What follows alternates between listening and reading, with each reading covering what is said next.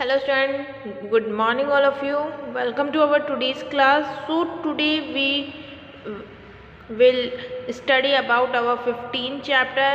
In our last class we discussed about this chapter and we discussed about constitution. हमने इस chapter के बारे में, कॉन्स्टिट्यूशन के बारे में हमारी लास्ट क्लास में डिस्कस किया था और आज हम इस चैप्टर के बारे में पढ़ेंगे जो इसमें हम हमारे जो कॉन्स्टिट्यूशन गोल्स है, राइट्स एंड ड्यूटीज़ है, इसके बारे में हम यहाँ पर डिस्कस करेंगे. So let start.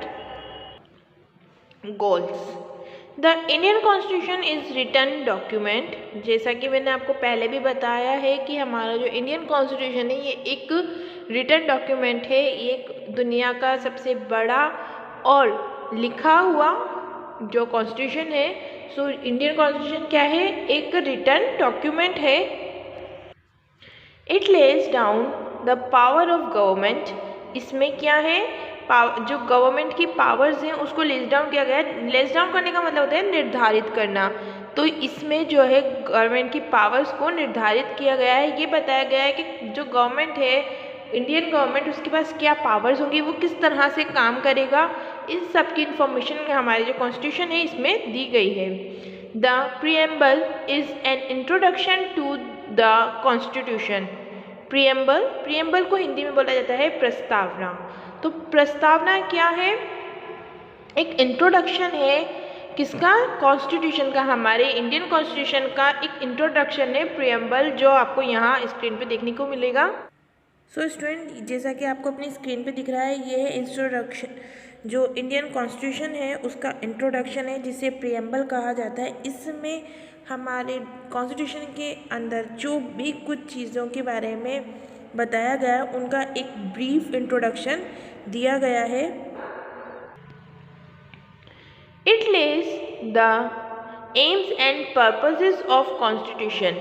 और जो प्रीएम्बल है, प्रीएम्बल के अंदर क्या है? हमारे जो कॉन्स्टिट्यूशन है इसके एम्स और पर्पस यानी लक्ष्य और उद्देश्यों को जो है निर्धारित किया गया है कि हमारा जो कॉन्स्टिट्यूशन है ये क्यों बनाया गया, इसका क्या लक्ष्य है, इसके क्या एम्स है, क्या पर्पस है, किस वजह से इसे बनाया गया है और गवर्नमेंट की इसमें क्या क्या पावर्स जो है वो डिसाइड की गई है. ये सब प्रीएम्बल को पढ़ने से हमें समझ में आ जाता है. The preamble to our constitution lays emphasis on 3 goals namely. जो हमारी प्रीएम्बल है ये हमें बताती है कि जो हमारा कॉन्स्टिट्यूशन है ये 3 गोल्स यानी 3 लक्ष्यों के ऊपर ज़्यादा जो है फोकस करता है. Democracy, socialism and secularism. Democracy, socialism and secularism, इन 3 वर्ड्स के ऊपर जो है हमारा कॉन्स्टिट्यूशन ज़्यादा फोकस करता है. और इन्हीं 3 के ऊपर ही हमारे देश के जो सिस्टम है ये काम करता है कि इन 3 चीज़ों को, इन 3 बातों को ध्यान में रखकर ही जो हमारी कंट्रीज़ में रूल्स, रेगुलेशन, लॉज जो है वो बनाए जाएंगे और इन तीनों को नज़रअंदाज नहीं किया जाएगा. इसको आप बिल्कुल भी ये नहीं कि आप इन चीज़ों को नज़रअंदाज करके गवर्नमेंट चला सकते हैं. इन 3 बातों का कॉन्स्टिट्यूशन के अंदर ख़ास ध्यान रखा गया है. तो अभी डेमोक्रेसी, सोशलिज्म, सेक्युलरिज्म ये होता क्या है इसके बारे में हम पढ़ेंगे. The constitution of India allow the people to elect their representative. First we discussed about the democracy. और डेमोक्रेसी क्या है कि जो हमारा कॉन्स्टिट्यूशन है इंडिया का उसने क्या किया है? अलाउ किया है. अलाउ किया है किसको? लोगों को टू इलेक्ट देयर रिप्रेजेंटेटिव, कि वो अपना रिप्रेजेंटेटिव चुन सकते हैं. हमारा जो कॉन्स्टिट्यूशन है ये हमें अधिकार देता है इस बात का कि जो लोग 18 साल से ज़्यादा उम्र के हैं, 18+ होते हैं, उनको ये परमिशन है, ये अधिकार है कि वो अपना रिप्रेजेंटेटिव चुन सकते हैं टू फॉर्म अ गवर्नमेंट. और क्या करने के लिए? एक सरकार बनाने के लिए वो अपने रिप्रेजेंटेटिव, अपने नेता को चुन सकते हैं. इसकी परमिशन ये हमें किसने अलाउ किया है? हमारे कॉन्स्टिट्यूशन ने अलाउ किया है. This is called democracy. और इसी को डेमोक्रेसी कहा जाता है, यानी कि पब्लिक अपना फेवरेट नेता चुन सकती है और उनके ज़रिए सरकार बनवा सकती है। जिस भी नेता को ज़्यादा वोट मिलते हैं वो जीत जाता है और वो अपनी पार्टी के साथ मिलकर सरकार बनाता है।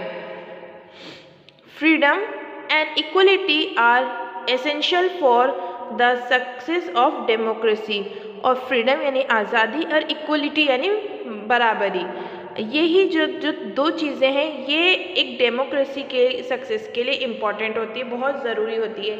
अगर हमारी कंट्री का हर एक सिटीज़न, हर एक नागरिक को फ्रीडम दी जाएगी, उसको अपनी बात कहने का, उसको अपने विचारों को, अपने आइडियाज़ को शेयर करने की आज़ादी होगी और इक्वलिटी होगी कि सबको बराबरी का अधिकार दिया जाए, तो ही हमारी कंट्री में डेमोक्रेसी जो है वो सक्सेस हो सकती है, वरना नहीं।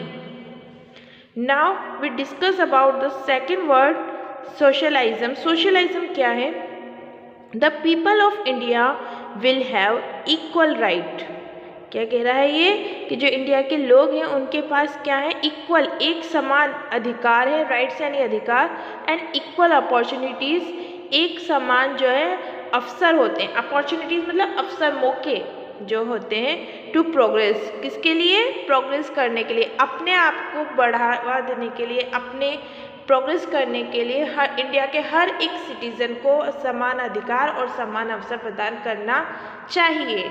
यही सोशलिज्म होता है कि जितने भी लोग सोसाइटी में रह रहे हैं सबके पास समान क्या होना चाहिए? राइट्स होने चाहिए, एक जैसे राइट्स होने चाहिए, एक जैसी अपॉर्चुनिटीज़ होनी चाहिए, ताकि वो जो है सक्सेस को पा सकें, गेन कर सकें। This is called socialism. और इसी को क्या कहा जाता है? सोशलिज्म यानी समाजवाद कहा जाता है। यानी कि समाज में रहने वाला हर एक जो नागरिक है, हर एक इंसान है, वो एक बराबर है, किसी के साथ कोई भेदभाव नहीं किया जाएगा, चाहे वो अमीर हो, चाहे वो गरीब हो, चाहे वो औरत हो या आदमी, सबको एक समान राइट्स होते हैं, एक जैसे अपॉर्चुनिटीज़ दी जाएंगी कि वो अपनी प्रोग्रेस कर सके, वो सोसाइटी में अपनी एक जगह बना सके। No difference will be made between people, लोगों के बीच कोई भेदभाव नहीं किया जाए।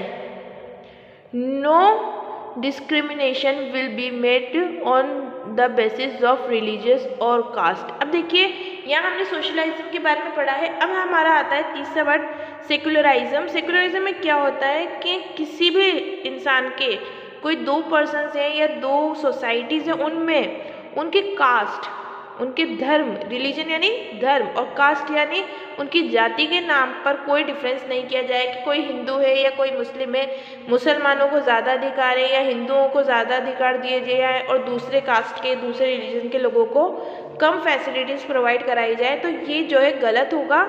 इसके लिए हमारे कॉन्स्टिट्यूशन में कहा गया है कि हमें सेकुलरिज्म का ध्यान रखना होगा कि किसी भी इंसान के साथ उसके रिलीजन और उसकी कास्ट के बेसिस पर कोई फ़र्क, कोई डिफरेंस ना किया जाए। Everyone is free to follow any religion, और सभी को ये अधिकार है, वो फ्री है कि वो किसी भी धर्म को फॉलो कर सकते। किसी को फोर्सफुली आप किसी एक धर्म को मानने के लिए मजबूर नहीं कर सकते।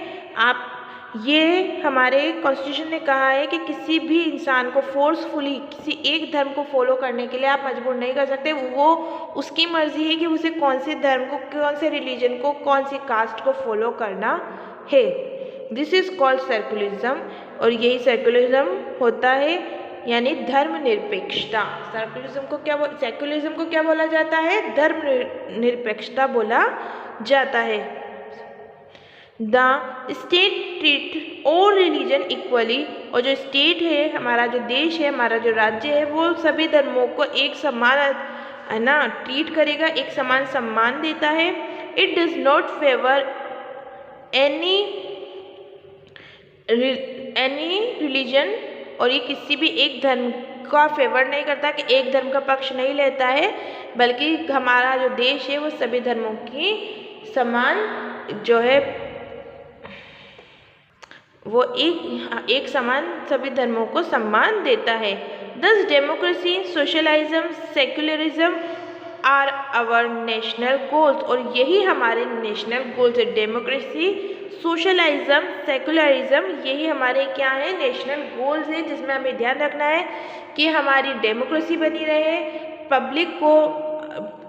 पब्लिक में हर एक इंसान को वोट देने का, अपनी लाइफ को फ्रीडम देने का अधिकार है, सोशलाइज्म बना रहे, सभी लोगों को समाज में समान अधिकार दिए जाए, एंड सेक्युलरिज्म बना रहे कि सभी धर्मों को सम्मान दिया जाए पर किसी एक धर्म को फॉलो ना किया जाए। यही हमारे नेशनल गोल्स हैं। सो आज की क्लास में बस इतना ही। इसके आगे का चैप्टर हम नेक्स्ट क्लास में डिस्कस करेंगे। Till then you keep studying, stay at your home and be safe. Bye bye.